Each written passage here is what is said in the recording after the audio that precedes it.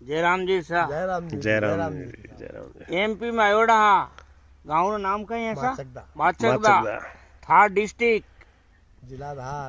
जिला धार इंदौर के पास Madhya Pradesh national highway 156 माते आयोड़ो है सदलपुर से थोड़ा सा आगे ये हाईवे दिखाओ हुआ हाईवे में गाड़ी आवे जो कदे भी आए सदलपुर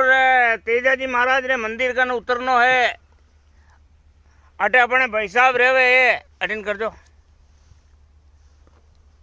हाँ देखो वो हाईवे दिख रही हो सामने और एन भाई साहब काम कर दो ऐसा आसू जी ठेंगला गांव माचकदा મને થોડો નામ થોડો દોર આવે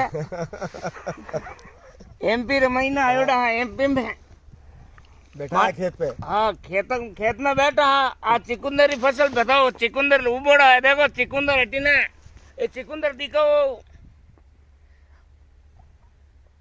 आया तो मजो आयो कि नहीं आयो आ ट्यूबवेल रियोड़ी था नहीं पड़े पानी कटने नहीं जा